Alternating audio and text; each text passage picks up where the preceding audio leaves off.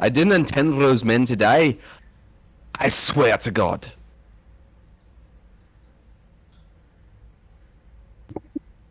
What exactly did you intend to happen?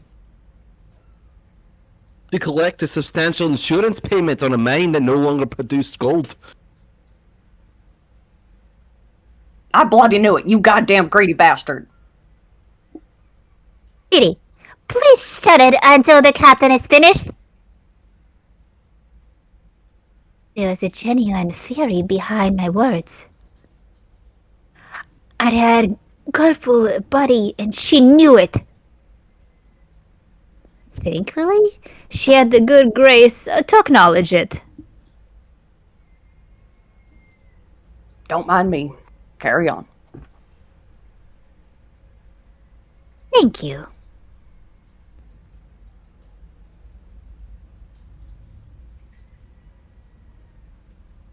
I looked back at George. His eyes were glistening tears in a mirror light set steep through the tunnel gate.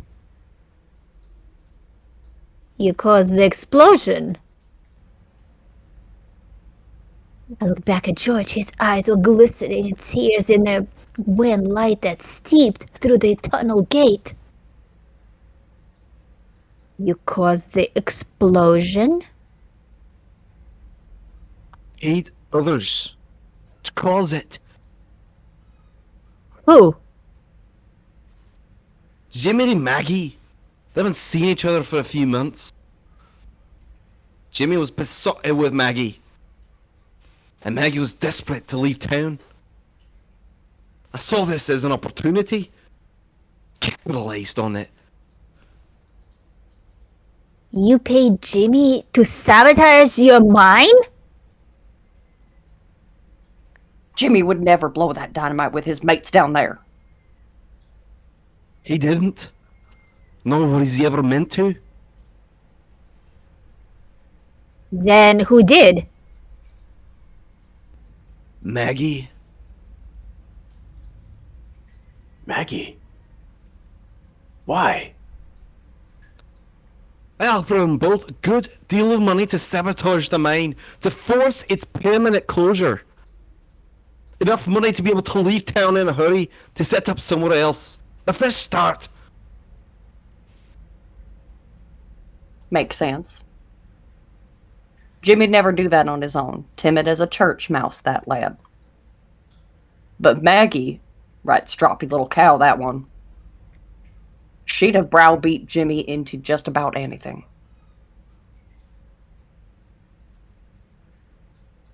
Yes. Maggie did have a rather intense side to her personality. I doubt that Maggie could have talked Jimmy into killing 65 men. What went wrong? Maggie came to me after the fact. She threatened to reveal that I'd paid Jimmy to sabotage the mine. Threatened to frame me for the murder of these men. What I promised them. Just Maggie, not Jimmy? Do you still have that hair comb? I drew it from my jacket pocket, held it up so that it twinkled in the light. I see. Jimmy tried to regime the deal, so Maggie took matters into her own hands. She was as cold and calm as a gambler when she told me that she set off the explosives whilst the men were still down there. That, as a murderer, Jimmy would have no choice but to flee with her from Moonlight, with my money. Bloody hell. Cold-hearted little bitch. No disrespect intended to the dead, but Maggie wasn't exactly the sharpest chisel in her father's toolbox. She'd never have thought that up on her own. No, but that's what the seeder does. Plants the seed of ideas and eventually boom into mayhem and murder. Sunlight put her up to it? Let's see. Captain? Yes? Where did the idea come from for you to sabotage the mine and claim the insurance? Please, Cassie, I'm quite capable of hatching my own devious schemes. Ideas don't appear out of thin air. Perhaps it was a conversation into someone, a passing comment, something you read? George started to shake his head. From he froze like a rabbit sensing the presence of a hunter. I'll be damned. You already are, Moonlight. You and all the rest of us. Something you'd like to share? Yes. 2 somethings, I'm afraid. What are they? Mr. Cornwallis, the solicitor I had draw up the insurance policy. It was he who raised the subject in the first instance. I remember distinctly the situation within which the instance occurred.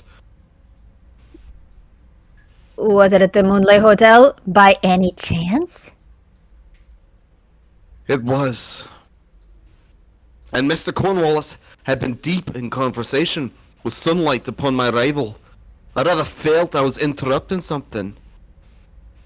Sunlight then later inquired after my business with Cornwallis and commended me for ensuring the financial security of my enterprise, touting it in terms of one shrewd business person to another. I was irked at Cornwallis's indiscretion, yet shrugged the matter off at the time. The cedar plants the idea of one person, and that person infects another. What was the other hung you remembered just now? A conversation with Sunlight pertaining to Maggie and Jimmy about the rather imbalanced nature of their romance.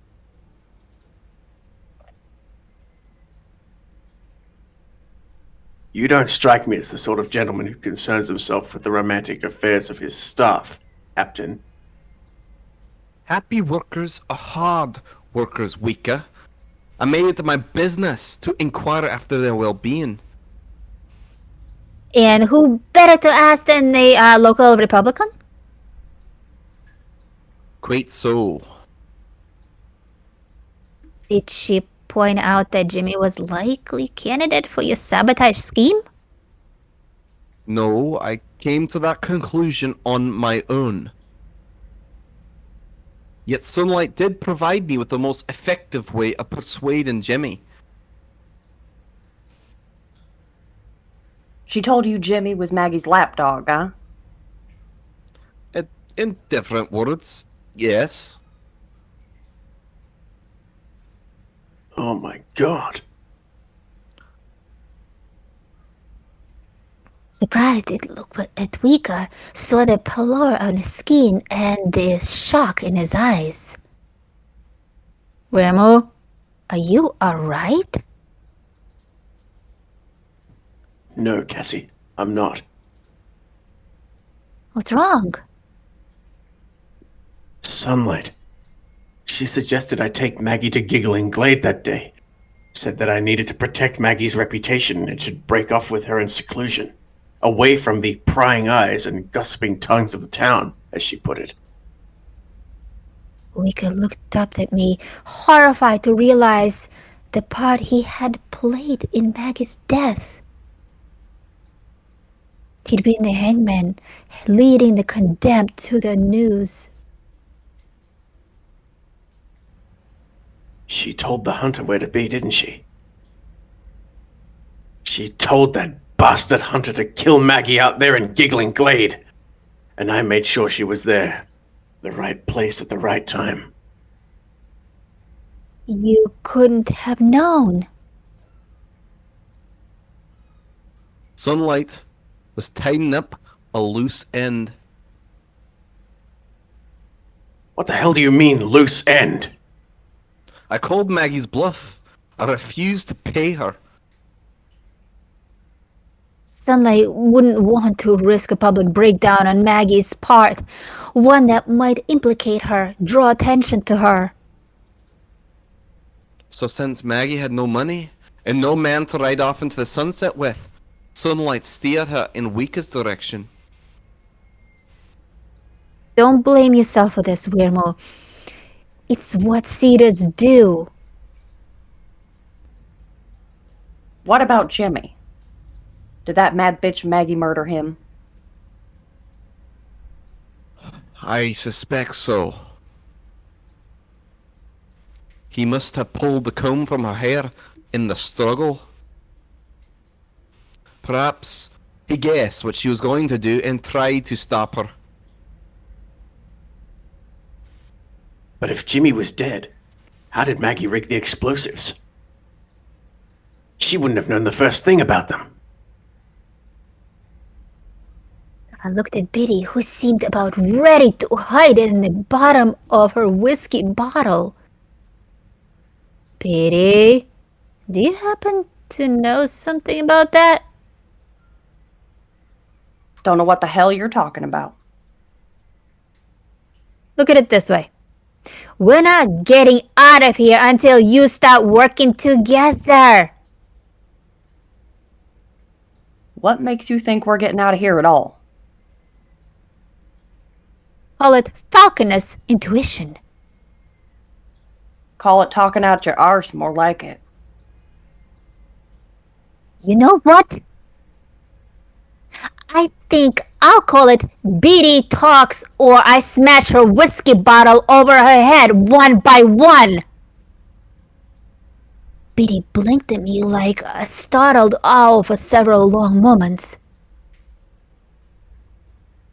Then a smile crackled her face open like a splitting baked potato. Now you're finally speaking my language. She took a long swing at her whiskey bottle, as if to loosen her tongue just a little bit more. I rigged that dynamite for Maggie. You did bloody what?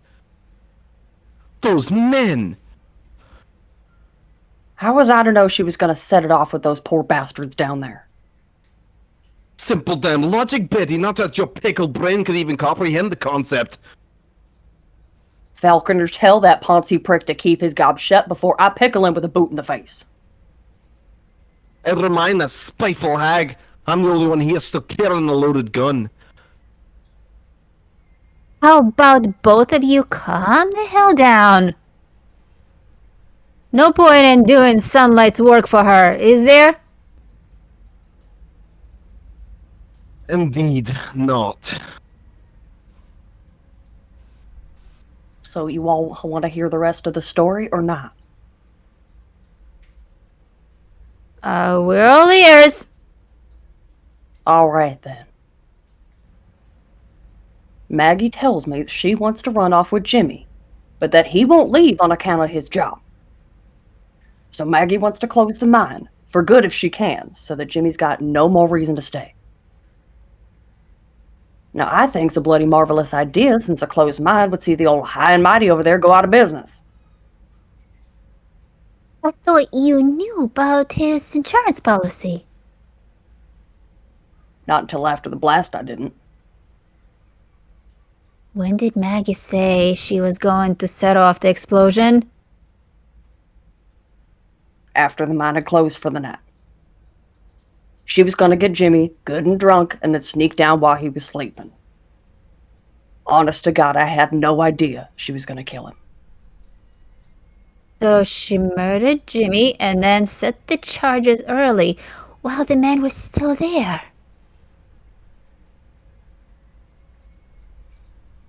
Sunlight sure knows how to pick him.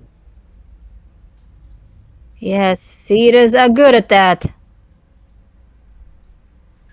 They'll watch a community for months, identifying those that can be manipulated and those that can be pushed over the edge. Those What can be manipulated? Pretty much covers everyone in this tunnel, including you, Falconer. How come you didn't pick her? I've been asking myself the same thing. Was it that she'd patched me up after my run-in with the first hunter? Was it that she put on a good act, good enough to fool anyone? Or was it that I was too green to be sent out my own? Too naive to see the signs that had been staring me in the face from the beginning. I don't know. You don't know. The great monster hunter doesn't know how she missed the monster that was pouring her bloody pints at the pub. None of us knew Biddy. How was Cassie? Because she's a falconer. That's how. Biddy pointed a gnarled finger at me and glared into my face with the eyes now red and glistening with fear and booze. How many of these hunts you been on then? Damn it! I knew where this was going, yet still I didn't have the guts to admit it. These people were relying on me. Would they still rely on me if they knew the truth? Tell the truth. Of course they would. I'd already brought down the color, a hunter no less. But then I'd been fooled by Sita, lost my guns, led us all to be trapped like rats in this hole in the ground. It's a fair enough question. Cassie? A dozen.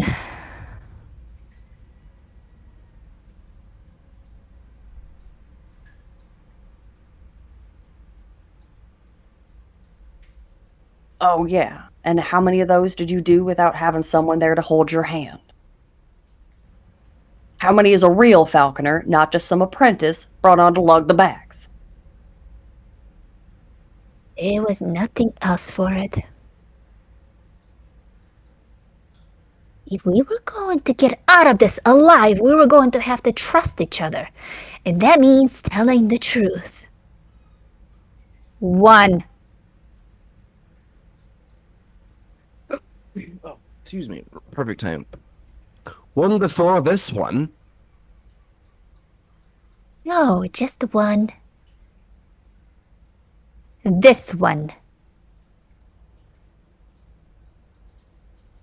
Bloody Mary and her baby to boot. They sent us a greenhorn. Shows how much the Order of the Flying Chicken cares about our tiny pot little town, huh, Moonlight? Miss Winter has done her best. Of that, I'm more than confident. They were kind words, but I could see the disappointment in his eyes. And worse yet, the fear.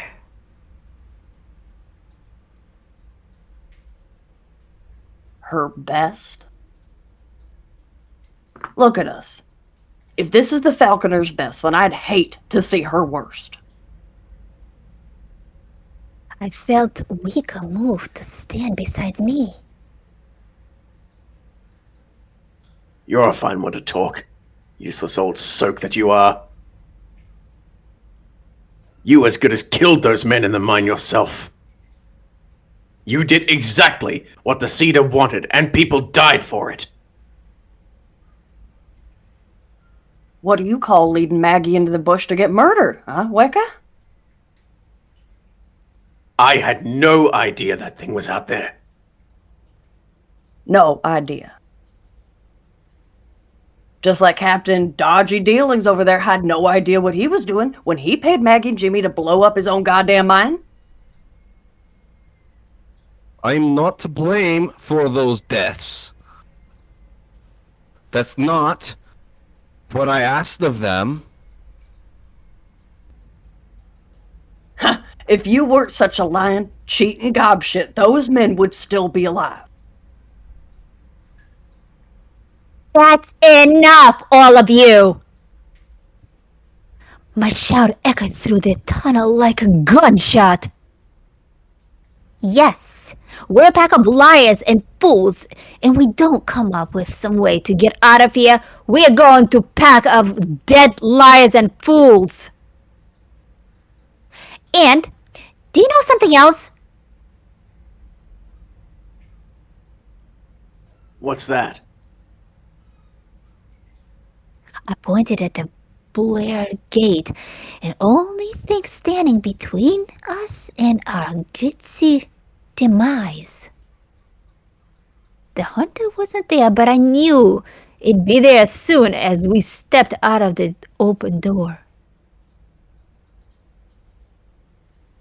I could feel the presence, a throbbing heat of the back of my skull.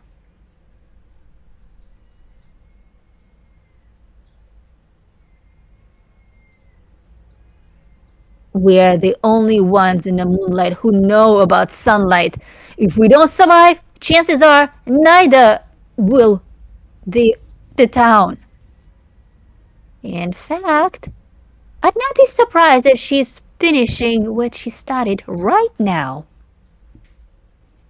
We flushed her out, so that means she'll be looking at cause as much damage as she can before the high falls in the town. Fact is, even if we make it out of here, there might not be much of a town left to save. A long silence followed as I glared at Weka, George, and Biddy in turn, willing them to put their differences aside to come up with some idea, any idea of how to get us out of this mess. It was Weka who broke the silence. All right then, Cassie. What does it take to kill a color? Gold or fire?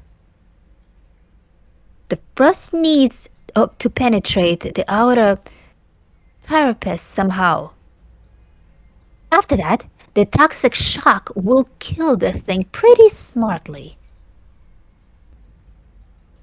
And fire?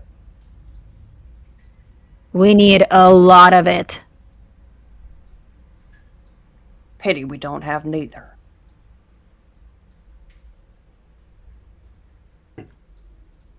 It's a damn shame you went and dunked my dice in front of those Chinese miners, Cassie. I'd have had 2 pouches of gold dust on my person otherwise. In my experience, honesty still pays off in the long run. Only if you're still alive to collect the dividend. I couldn't really argue with that. Those pouches of gold would have come in handy right now. Still, regret wasn't going to bring this color down.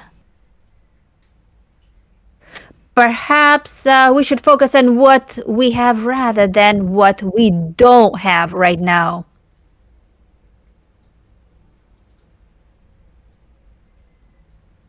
Wait, so, Miss Winter. And believe it or not, Biddy is right. We don't have neither gold nor fire, we just have one of them. Are you making fun of the way I talk? Yes. Come here so I can smack you in the face with this bottle. Then I'll have a good laugh about how funny you'll be talking. Before we go breaking any nose, Biddy, do you smell what I smell? Yeah, and it ain't me.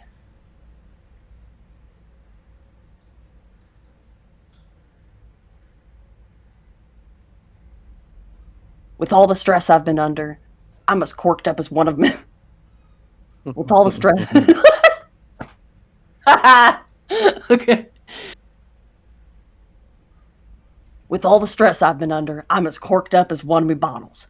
Barely a squeak out of the hindquarters for a couple days now. I can smell it too. What is that? I've been to Rotorua, what you Pakeha call Sulphur City, but it's not the same as that. I took a deep whiff and couldn't instantly smell what George was referring to. A distinct and unpleasant odor of stale farts. Is that methane? Indeed it is. Most likely leaking up from the main mine. Ha! Ain't nobody lighting a match in here. Whole place could go up. My thoughts exactly. With a smile, I pulled a box of lucifers out of my coat pocket and rattled them. A falconer comes prepared for any situation. So... Oh, That's not you, that's me. Sorry. Sorry. So it'd seem. But how do we go about setting this place alight without frying ourselves in the process? We've no powder to make a fuse. Buggered if I know. She looked at a deep swing of her whiskey bottle. The golden liquid flushed about behind the glass as it beckoning me somehow. Not to drink, for something else. My gaze fell into the sack full of bottles at Biddy's feet. That was it. What's the proof of that southern sauce, Biddy? About 120. Over 60%? The way you guzzle it down, I'm surprised you're still alive. Ha! Every bottle's a fountain of youth. Guaranteed by the distiller. Explains why I'm so pretty. Well, your whiskey might just be our fountain of youth, Biddy. She squinted at me, suddenly full of suspicion. What are you getting at? A trick my mentor, Farland McNeil, taught me. The test of proof of a whiskey or rum, you soak a pellet of gunpowder in it. If it still burns afterwards, the booze of over 57% proof.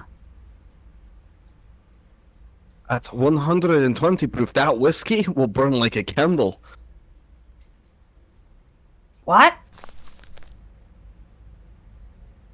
Biddy hurried to put herself between us and her precious bottles.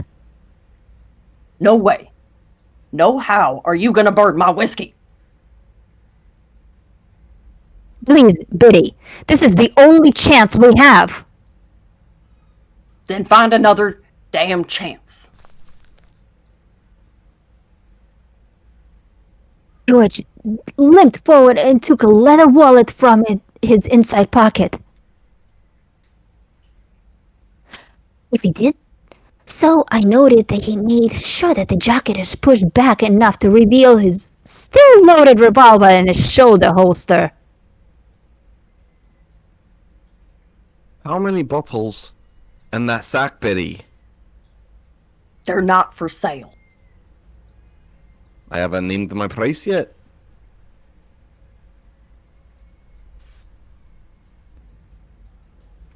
Biddy looked from the wallet to George, then to the rest of us, obviously willing her whiskey-soaked brain to somehow turn the situation to her advantage.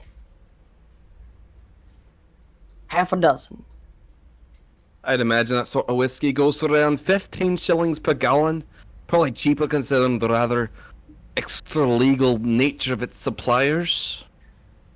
Looks like those are gallon bottles, so I'm willing to offer you £20 for the lot.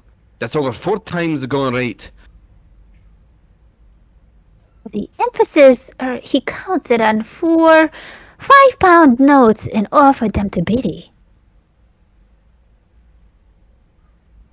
You've got a cheek offering me money earned from the gold dug up from a mine that should have belonged to me. George gave a deep sigh and placed his other hand on the handle of his pistol. You can either take my money or the 5 bullets I have remaining in this pistol. What shall it be? Sounds like a fair deal to me. Falconer, you're supposed to be a woman of the law. You just gonna stand by and let this bastard strong-arm me like this? In other circumstances, I probably wouldn't have condoned George's tactics, but when weighing Biddy's drinking pleasure against our lives, I figured... The way I see it, once we use your whiskey to save your life, the first round should be on you once all this is over.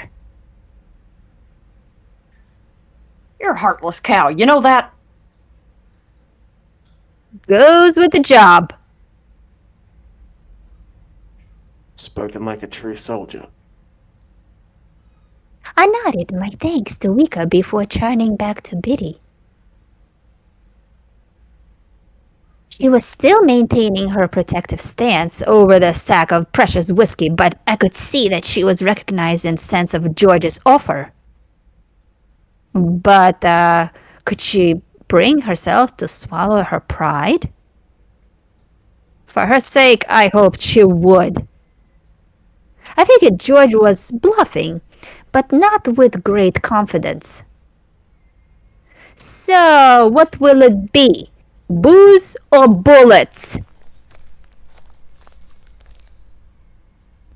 Biddy snarled like a cornered dog as she snatched the pound of notes from George's hand and stepped away from the sack. Good choice. I'll be the judge of that.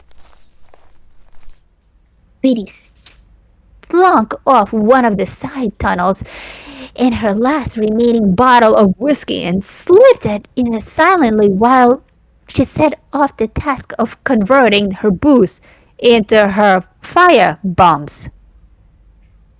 Weka produced a knife from his boot and made snort work, reducing the snack into rags, and we could soak in whiskey and stuff the tops of the bottles. The 3 of us took a bottle in each hand and turned to face the locked gate. The moment of truth was at hand. You two will need to hide yourselves to close the tunnel entrance so you're able to light these bottles. Antelope in when I give the word. Us two? Where are you going to be? Inside, I'm the bait.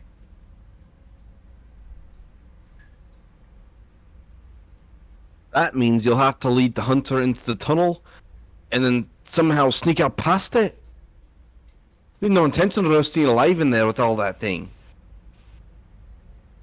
I'd prefer you didn't have to either, but it looks like the hunter is coming out before I do. That means I'm dead anyways.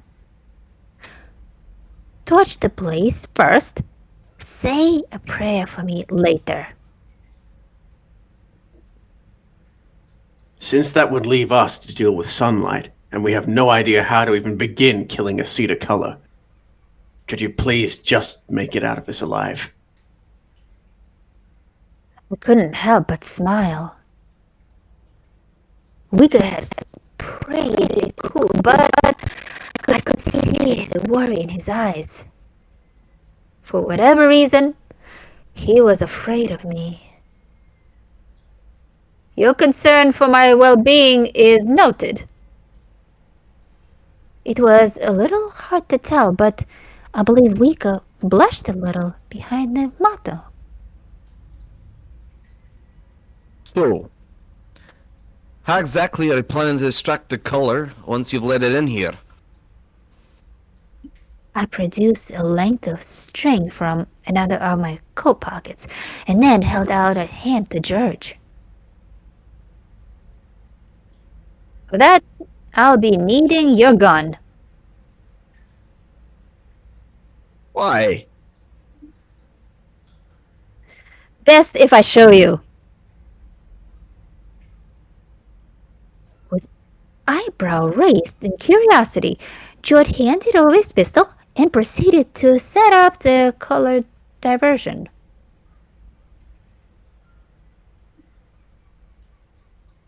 I located a suitable check on the tunnel wall and jammed the gun into it, handle first. I cocked the hammer back and gingerly tied one end of the string to the trigger. I then looped the wine over the nearby iron hook, and that had been hammered into the stone for the purpose of hanging a lantern. Finally, I walked backwards across the tunnel, unraveling the string that went until I was standing beside Biddy, bathed in the shadows of the side tunnel. With great care, I tightened the string to see if I could get enough tension to pull the pistol trigger. Yes, it looked like it would work, though I dared not to attest fire in case the sound had summoned the hunter prematurely. George looked upon the handiwork with admiration.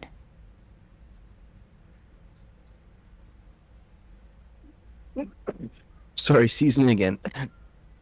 Now that has been blinded, the hunter won't see you in the tunnel and will instinctively turn towards the gunshot, allowing you the barest of moments to sneak up past it. Run like hell rather than sneak, but yes, that's a general idea. Simple, yet ingenious.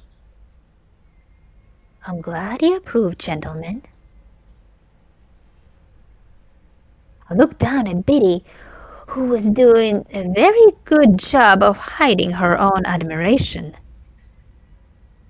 She stood with a groan and gave us her best exasperated scowl. You damn fools are all going to get yourselves killed. I'm getting out of here before you either shoot me or cook me by accident. She made her way to the gate and unlocked it. Biddy, I hope you're not planning to go out there on your own. If you need me, I'll be hiding where I can see Moonlight. They're getting eaten. With that, she swung the gate open and strode outside. Whether it was an act of Dutch courage or Biddy's now familiar bloody mindedness, I half expected to hear a short scream and the dull thud of the corpse hitting the ground. The hunter could well have been waiting for us just outside. Instead, there was a long silence, followed by a... You lot of yellow bellies coming. from outside. I couldn't help but smile as I led the way outside. An early evening mist was settling in over the early quiet bush. Not a single bird song, not a stir in wind. It was as if the forest was holding its breath. Biddy was nowhere to be seen. A burst of cold adrenaline gripped my innards. Had Biddy been taken by the hunter? Could it have been done that quickly? That quietly? Was that why the birds had fallen silent? Biddy? Shut up, Falconer. Some of us are trying not to get found and eaten out here. She wasn't more than a few yards away, but in the mist, she had a thick undergrowth. Biddy was all but invisible. All right, carry on then. I tossed my box of lucifers to Weka and pointed out another patch of undergrowth on the other side of the tunnel entrance from Biddy. That's a good spot as any. I passed George and Weka the bottles I was carrying and then moved a stand directly in front of the tunnel. Stay low and wait for the gunshot. If I'm not out of that tunnel by the count of 3, then I'm not coming out at all. Light the place up.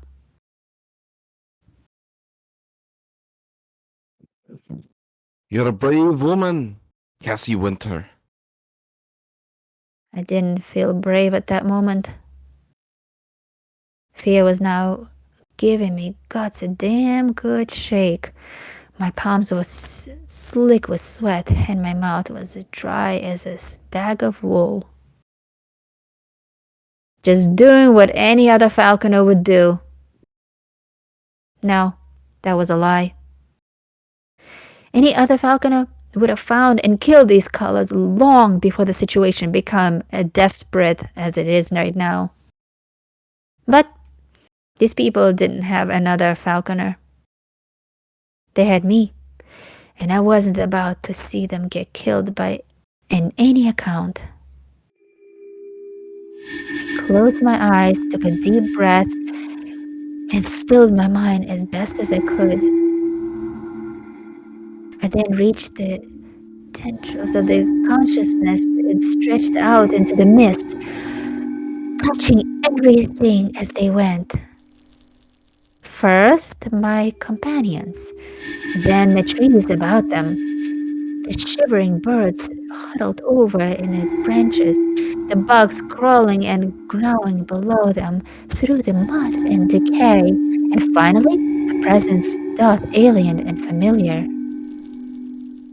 I felt its cold, enamored and exterior, the shifting of sinew and the fluid beneath, the creak and stretch of the antenna as it searched in the forest as us, and the dull burning of the eyes reduced the ruin by the George's golden fob watch. And just as I sensed it, the hunter sensed me in turn. Had I done this before? Had I sought the hunter out of this way? I'd have marked myself in its prey. No matter where I went, what I did, it would have found me. Under other circumstances, the cost far too high to pay. But now, that price meant nothing at all. One of us was going to die. Perhaps even both. When I opened my eyes, my fear was gone. Just as when you're perched out of the edge of the precipice, it's the consideration of the fall that hurts the most. The descent itself is blissful relief. The back of my skull ached. The nape of my neck burned as if from the fierce fever.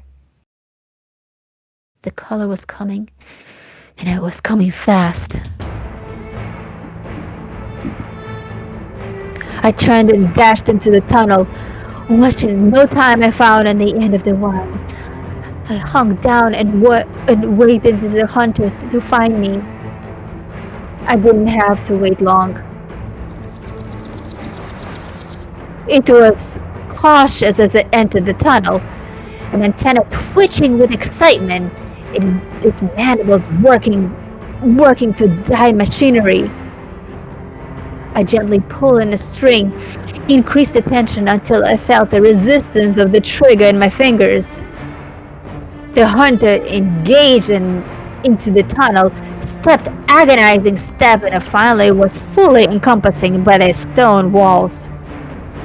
There was a mouse caught in a hole with a giant scorpion. The mouse was not about to get caught. Not today. I pulled on the trigger, and within the confines of the tunnel, the gunshot was deafening. Fast and lightning, the hunter struck the source of a sound, cutting a deep score of the wall as a bladed arm, reducing the pistol of a twinkling ray of shattered metal. I was on the feet of stunning before the first echo even considering bouncing from the walls, before the hunter could come about to reduce into splinters like it did with George's gun. The adrenaline poured from my churning belly into the screaming muscles of my legs, and I brutally flew across the dirt floor. Every moment I expected to fall blade, cutting sheer through my back and leap through the knees of my Sid. I broke out into the light, heard the cheer up from Weka and George, and that's when the hunter struck. Its tail, great segment, a whip, a shrew of chitin came lashing downward. I felt a string of tear through the fabric of my trouser leg, grazed the side of a calf, and buried itself into the ground. The poison discharged harmlessly into the dirt, yet my leg was trapped by the material of my trousers, and surely as if someone had driven the railway through them. Wiremu, your knife! I felt someone besides me a moment later, as if it wasn't Weka. With a shriek of drunken rage, Biddy brought her empty bottle down the tail of a ferocity, and my being the slash of a woman wielding it. It shattered and it struck, not even scratching the jeans armor, and that was exactly what Biddy had wanted. With the bottle now reduced to a jagged razor-sharp neck, Biddy drove the makeshift dagger into the soft, vulnerable sack of the hunter's stinger. It punctured like a wine skin, spilling vicious fluids all over the ground. The hunter let out a piercing gasp of a tugged, incinerating fear. For a moment, I was carried up in the air with the tail, a helpless fish of a hook of a fisherman's rod, and then the fabric of my trouser leg tore under the momentum that was flying into the ground. The landing knocked the wind from yet the thick ferns spared into the fate of a broken bones and ruptured organs. I rolled into my belly, wheezing for breath, and that's what I saw Biddy. She embraced it into the suitably Biddy fashion, wild and pugnacious. Her arms raised and her gnarled hands curled into fists, one fist still trapped tightly around the broken bottle. The hunter's great serrated arm descending from her, the shouted land sword at the top of her lungs. Burn the bloody thing, you bastards! Mercifully, the collar took Biddy's head before the flaming bottle struck, before fire met methane. The blaze was instantaneous, engulfing the hunter utterly. He thrashed and screamed all the barrel moments, like a mosquito fallen in a hot plate. Then it was still.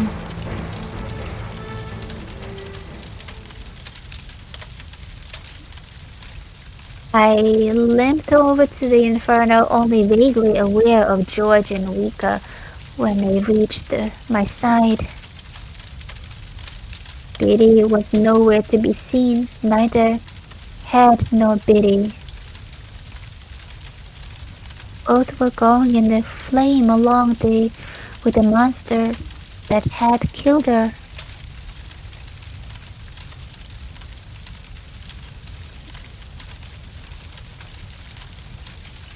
Damn it, Biddy.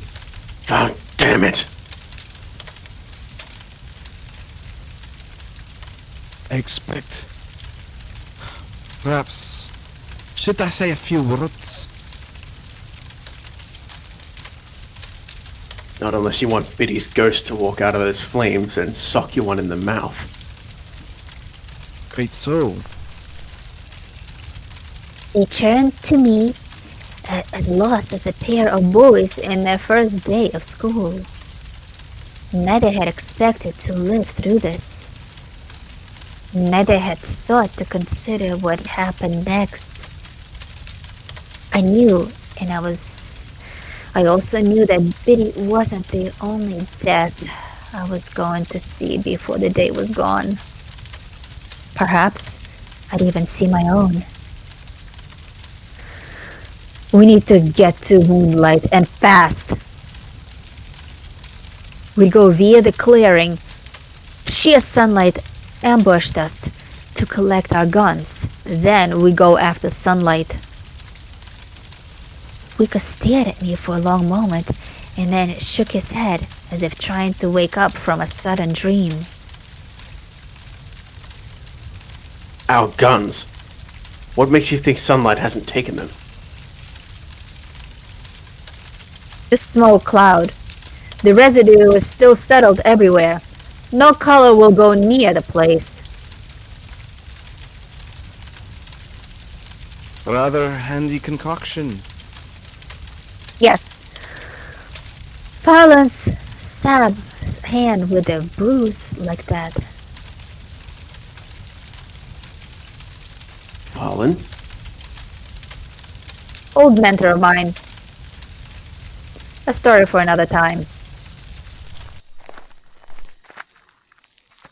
I started off down the hillside, moving as quickly as through the push of my aching legs would carry me. Weka followed those behind where George lagged a little, his wounds from before having taken a toll. Still, of this credit is still keeping up even though it was choosing him. The discipline of an old soldier was overcoming his pain and exhaustion for the time being. We broke into the clearing where we'd had our alterations with the sunlight, and I breached the cloud's sight of relief, a sight of my guns lying there. They had fallen in the ferns. I scooped them up, gave them a quick once over, ensured they remained working order, and slipped them back into my holsters. Weka did likewise as his rifle, while George took a moment to lean against the tree and catch his breath. Are you going to be able to last the distance, Captain? George shot me a fierce grin in response. What would Biddy have to say if I didn't? Being haunted by the ghost of Biddy Goodwin. Now that doesn't even bear thinking about.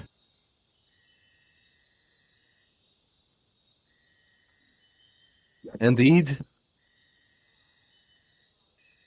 He straightened up, making a show of gentleman tendency, even though I knew how much he must be hurting from his injuries. Once we make it back to town, what can we expect, Cassie?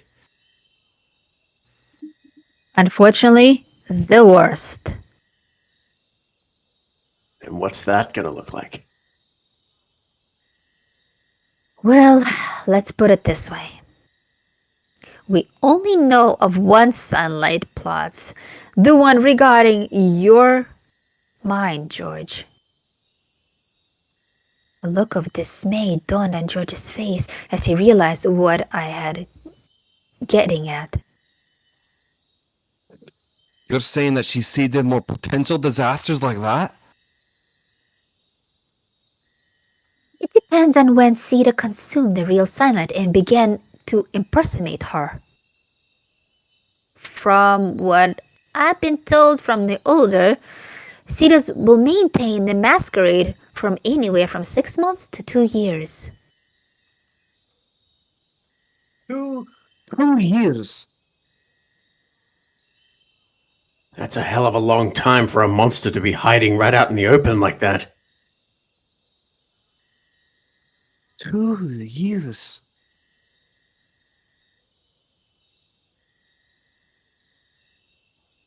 The realization was hitting George now, skittering across his mind so unspinely.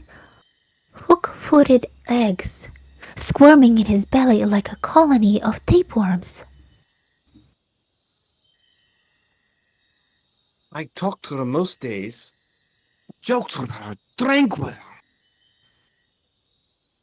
Damn it, I even came to have feelings for her, yet all this time. George, listen to me. I had to get George back somehow. He was the only man in the chance of hell of restoring order to this town. I had to calm him down, bring him back to rationality. There is no way of telling when the real Sunlight became a cedar. Yet, the person you knew, the real Mary Suncliffe, she was the woman you came to admire. How do you know? Simple. It's impossible to fall in love with a color. I could see the sadness in his eyes that I'd hit upon the truth. Whether or not he told her, whether or not he'd ever expressed it in any way, the fact remained. He loved Mary Suncliffe, the real Mary. How do you know that? Centuries of Falconer research.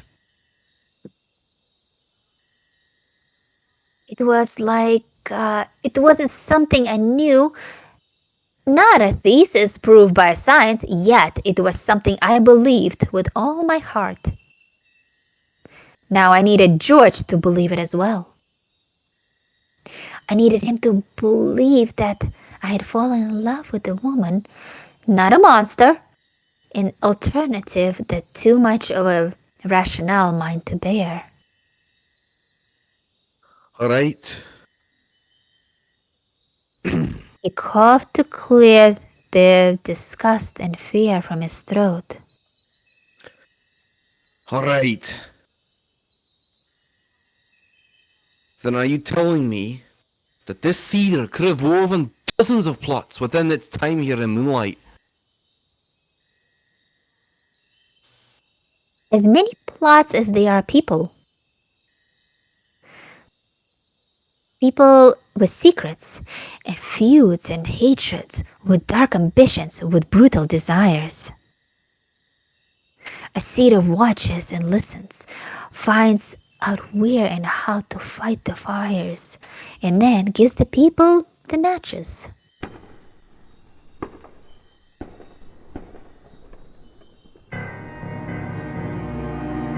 As if to punctuate my fears, a distant gunshot echoed through the forest, followed by 3 more. George and Weka looked in the direction of Moonlight with alarm. Sounds like it started. Then let's go and finish it while she is still somehow left to save. I dashed into the forest with Weka and George close to my heels. Closer to town, as if the trees started to run out, the feet of more gunshots and caught the first whiff of the smoke. At last, they burst out of the bush onto the Moonlight's main street. I came to a halt of mud as the carnage confronted us. Flames clicked the doors, crawled along the roofs, and climbed the bedroom windows. Walls and screens were choked into the silence of the thick and fingers of smoke. For too many in Moonlight, the houses had labored for and built to become their coffins. Shadows fitted between the burning buildings and gathering dusk. A few were fleeing, screaming and crying. More were hunting, howling the wild beasts, or creeping like stalking mice through the alleyways. If Asita was a merchant of sinful desires, then Sunlight had clearly done a roaring trade amongst the good people of Moonlight. They paid their price, and now they were preparing their rewards. I swallowed hard, fitting down the fiery gorge of the threatened and rose up from the pit of my stomach. Was this what the Falconer fought and died to defend? Were these the same people and children of our empire who meant to carve virgin lands into the great nations? It was then that I remembered Falcon's words said to me in our very first mission together. Too often, being a Falconer is about saving acid holes that don't deserve to be saved. I looked at Weka and George, and then backed out into the ravaged and ravaging town of Moonlight. Were these people really worth saving? Worth risking the life for?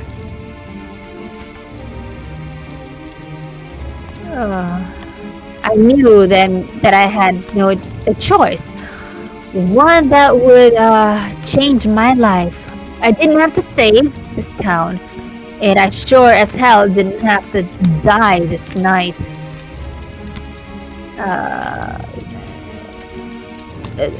Find my horse and ride out of town. I didn't say a word, not to George, not to Weka. There was no point. Weka could try to talk me out of it. George would likely take Weka's rifle from him and shoot me with it.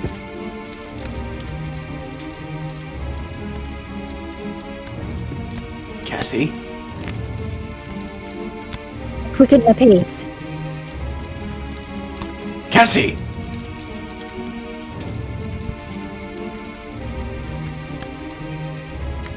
Miss Winter, you're not deserting us.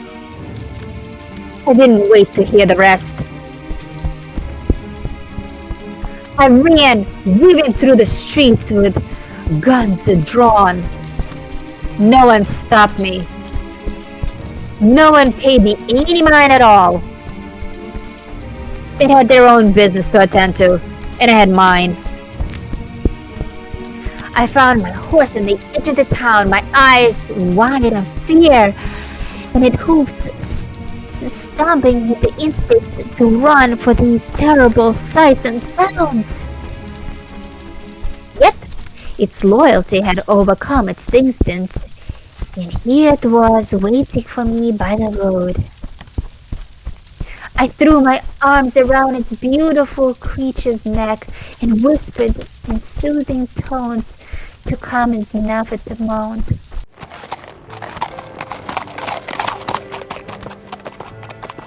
Then, together, we followed the road out of town, out of Moonlight, and out of the water of the Falcon. At some point, I cast my badge into the darkening bush, where and when I didn't dare to collect. I just followed that road and many more until I found somewhere I could be. Somewhere that didn't know who I was. The kind of place that someday might even let me forget.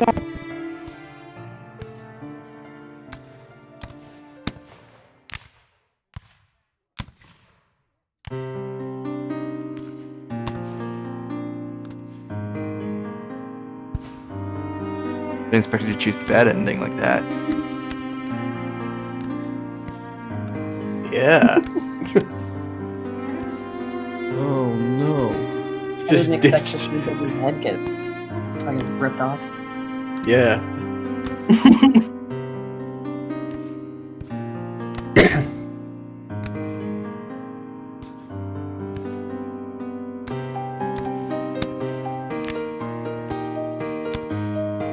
So, Jordan, what are we going to do now?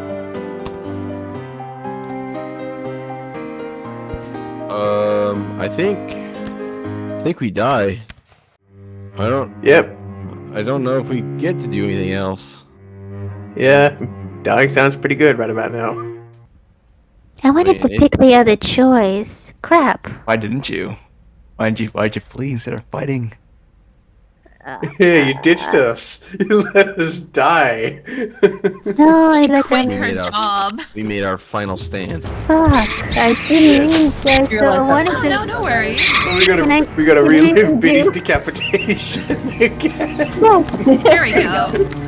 Okay. Can you do the other one? Yeah, Yeah, here he's it is. picked it. He's picked it. That was happening. The moonlight would happen again and again if sunlight got away. I'd sworn the oath that I'd taken in the golden patch, and I wasn't about to break it now. Cassie, what do we do? I think I have the answer to that. I looked at George and saw the cold determination in his eyes. Find the cedar.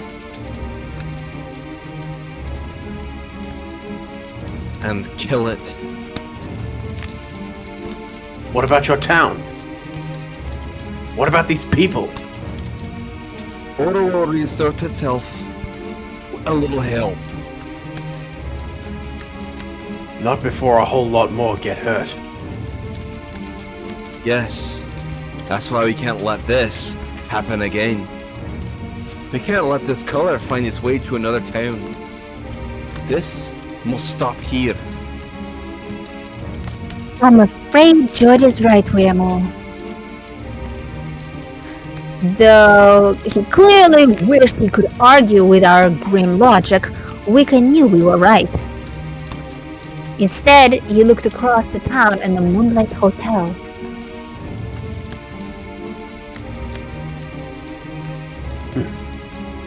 Anyone feel like a drink then? Indeed. I'm parched. Me too.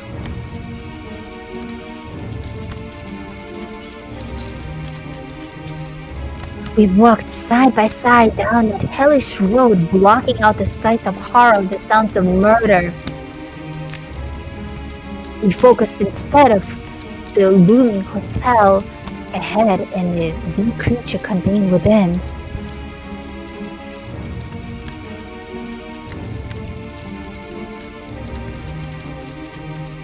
As we strode down the mud, I realized I need a second shooter when facing sunlight, in case I went down without taking the seat with me.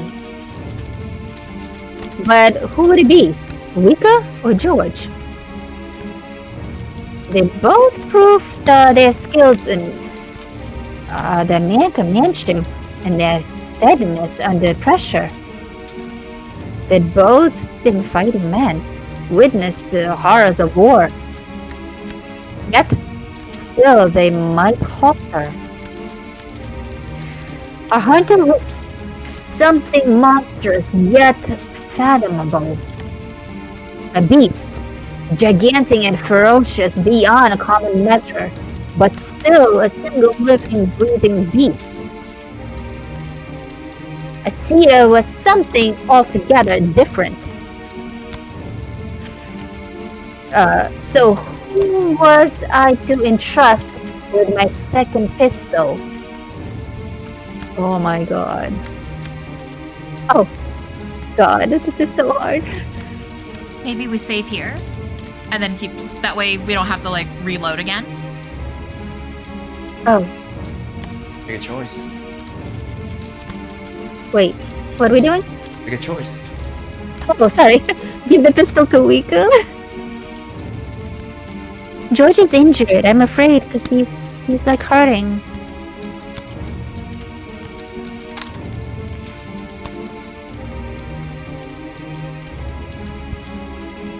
Oh my god. This is so hard.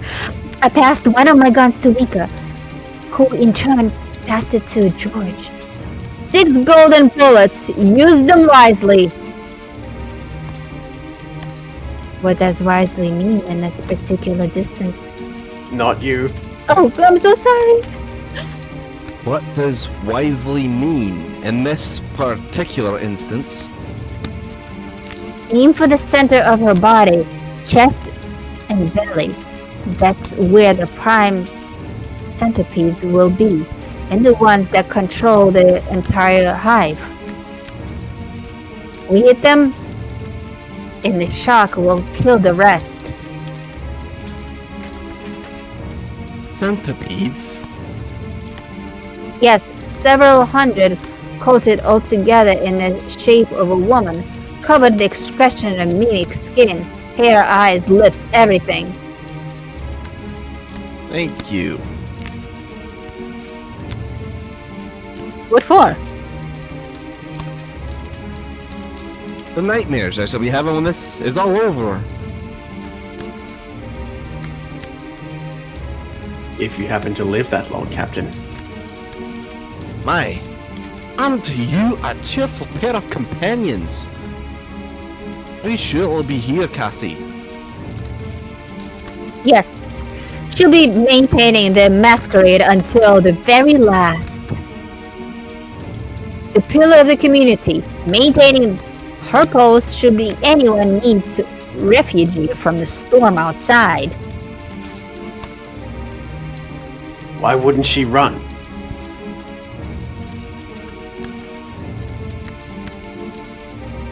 We looked back at the town with mounting horror. Surely she's done all the damage she can. It's simple matter of investment and return. Something I'm sure you understand, George. As in, she's invested so much into this operation that she now wants to squeeze every last bit of reward she can get out of it? Yes. Even when the bullets run out and the fires die down, even when the survivors are counting their dead, Cyanide will be among them, tying up the loose ends, fitting this last-minute fatalities before the pack of bags and the moves on. The brave survivor of a horrific event. You think she's expecting us then? No. By all sensible probabilities, that hunter should have killed us. And the cedar is nothing if not sensible. I looked at my companions and did my best to forge a smile. Weka, you and I will focus on sunlight. Captain. You shoot out the lanterns. Should we fail to hit any of the prime centipedes, fire it a last resort. I'm ready when you are. Likewise. Excellent, gentlemen. And just in case I don't get the chance to say so afterwards, it's been a pleasure making your acquaintances. And with that, I pushed open the door and entered Nisida's lair.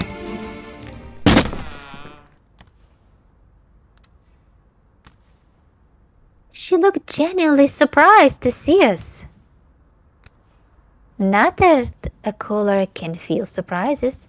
That's far too human an emotion for them. Yet perhaps she'd been mimicking the humankind so long that the reaction had become second nature. I'm sorry, Sunlight. It seems we misplaced our invitation to your fine reveille. Why, Cassie, I had been led to believe that you and your party would be otherwise engaged. She looked at George and Weka, fixing them with one of her trademark smiles. You're looking surprisingly well, gentlemen. Our health is no longer your concern, Mary, or whatever your name is. In fact, does your wretched species even possess such a civilized concept as names? I'll not be lectured on the finer points of civilization by your kind, a creeping rot that consumes everything in its path. Humanity calls us the monsters, yet what you do to this land, this world, that is the true monstrosity. Her eyes flickered for a moment to the loaded shotgun that lay across the table beside her. Once again, a human behavior that biled her true nature. Her hive was aware of everything in the room without having to look. The bright green eyes were merely for show. Why, Sunlight? Why what, Weka? Why have you done this? What have these people done to deserve the wrath of the Tanifa? You were born at the foot of Shining Peak. You should know the answer to that, Weka. But you have forgotten. So many of you have forgotten. She looked at George, her smile melting away into apparent sadness. They made you forget. Weka raised the pistol and given him. No. We did that all by ourselves. We forgot to obey you. We forgot to fear you. And remembered what it is like to hope for a future. The first two bullets tore through the belly. The second pair went through her chest. The fifth found her sternum. The sixth and final buried itself in her jugular notch. For a moment, the wounds gaped a while, boiling with the black wood and the dying struggle of flattered centipedes beneath. Then they closed over, pink flesh devoid of injury or blemish, showing through of the scorched holes in her dress. 6 rounds fired at the skilled marksman, and not one of them had found a prime centipede. What if Sunlight was smarter than that?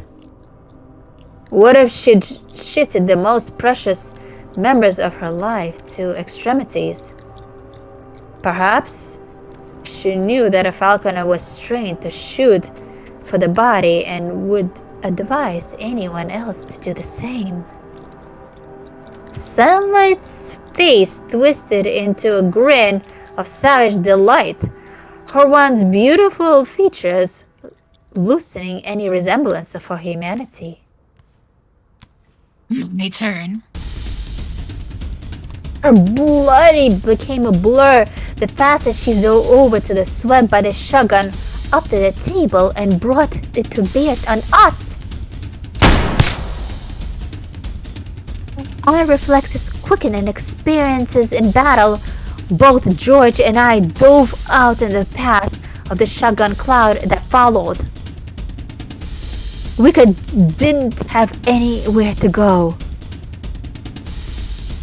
The blast caught him in a full force, tossing him backwards across the bar like a discarded rag doll. He was dead before it hit the floor, his eyes wide and a blank, his chest a gaped ruin. George, the lumps! For this credit, George recovered quickly and brought his rifle to bear the burning of the lamps that had hotel's common room. He aimed at true, each lamp battered of a spray of ignited roll. In moments, the hotel was ablaze. Sunlight had finished reloading by the time I had stood and aimed my remaining pistol at her. I had but a reaction of a second before she raised that shotgun and blew me into cattle meat. If I aimed randomly, like Weka had done, I could easily end up as dead as Weka is now. I needed to take my chances, use my gun and sense its prime centipede. I closed my eyes and reached out to her, caressed her from my mind despite the revulsion I felt welling up in my gun. I could feel the twitching and squirming beneath the skin, conscious it wrapped around each other, alien messages being passed from antenna to antenna. The mandibles opening and closing as the screwed forth shoots come a horn and pheromone. I swallowed the George into the throat and delivered into the rolling mass, swam through the second quagmire and until I found my mark. I coiled centipede, larger than the rest, snuggled into the sunlight fabrication of a skull right between those false jellies that passed through the pretty green eyes. I opened my eyes and raised my pistol too late. In the moment of a reverie, sunlight had revealed the barrels that had me cocked back in the twin hammers. A shot rang, and I braced myself to the impact. It didn't come. Sunlight gave a furious bow, but the shotgun was knocked from her grasp and sent clatter to the floor. Now, Cassie, destroy this monster. George had used the final bullets in the blast shotgun from the Sunlight's hands. Now it was up to me to finish the job. I aimed, huffed the air out in my lungs and puffed the trigger. My conscience pushed the barrel backwards and I knew I adjusted it correctly. The golden bullet punched through the Sunlight's skull right between the eyes. She startled at me, as if dumbfounded, and in that moment I knew I'd found my mark. I destroyed one of the prime centipedes, and now it was gold was spreading in the effect of the wildfire across the entire hive. Before their eyes, sunlight melted like a witch from the child's fairy tale. Her skull crumbled and her skin fell away from the collapse in it itself and advanced the dead to dying centipedes. With the mass, I could see 2 of the 3 twitching forms. One prime centipede struggling to resist the toxic shock of the gold. But I knew I needed to worry. The fire would take them before they had a chance to recover.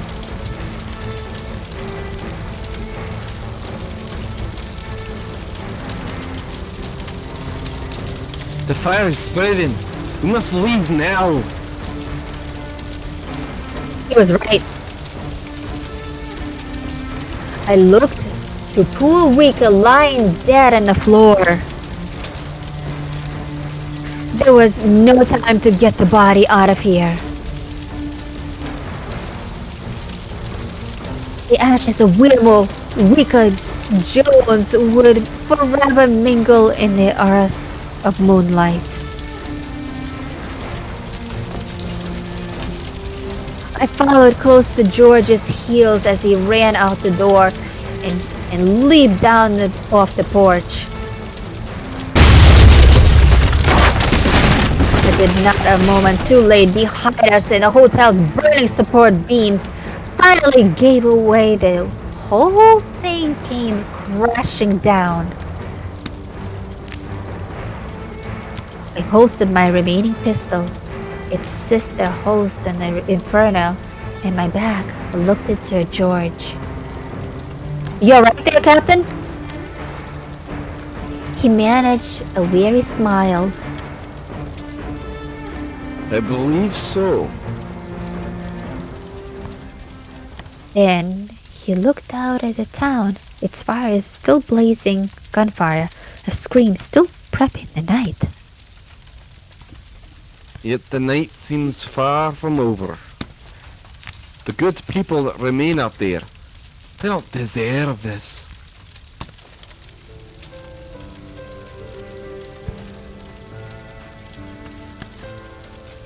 He and I patrolled the streets through the night, helping out with the fires, preventing violence where we could. The townspeople responded at the sight of their courageous leader falling into the line, doubling their efforts, returning to some resemblance of civilization. As the sun rose of the town, the moonlight and the last fire was quenching, as the last gun taken from the dead hand of the muttered who wielded it. I stayed on a few days, helping tend to the injured and took stock of the damaged until the funeral. Strange reflection of the day, I'd arrived into Moonlight. Coffins laid out in the great pit, a crowd of mourners, much reduced to number and spirit. Dozens had died in the hellish night, yet I knew the toll would have been far greater had not Weka, George, and I put an end to the color that was merry sunlight, Suncliffe. And poor Biddy. I drank a toast for her and then emptied a glass into the pit in her honor. She'd surprise us all in the end. She'd probably even surprised herself.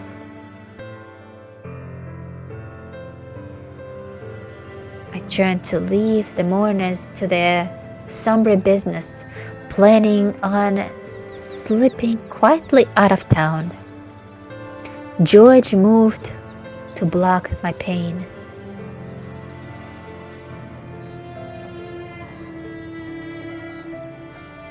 Business elsewhere, Cassie. Bottle Town, then shipped to Fort Eden. Reports to file, paperwork to fill out. And the new assignment?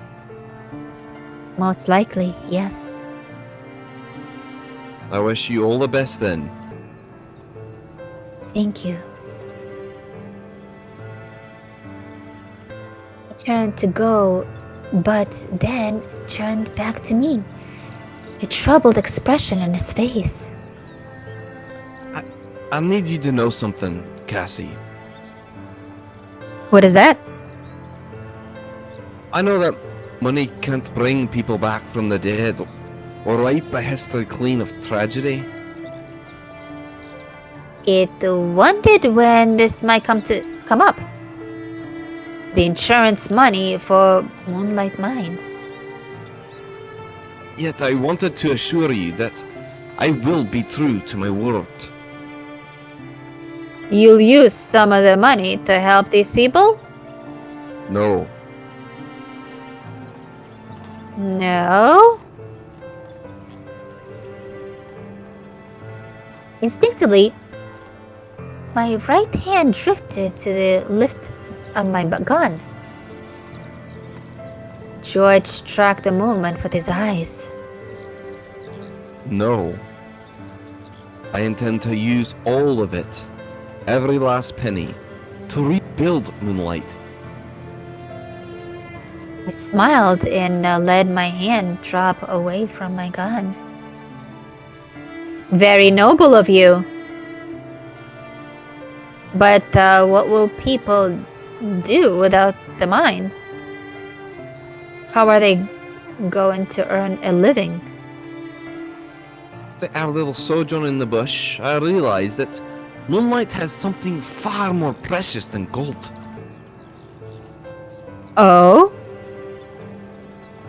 What? Look around you. What do you see? I did as I was bid, casting my gaze on over the mist-shrouded bush that stretched as far as my eye could see. Trees, Precisely? summerling.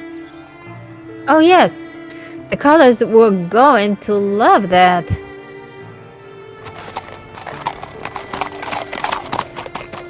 I held my tongue, turned my horse, and set off down the long road, Codlayton. I didn't look back. There was no need. I was a falconer, and history was never going to do me any favors. Best to keep moving forward, if only to see what was around the next corner.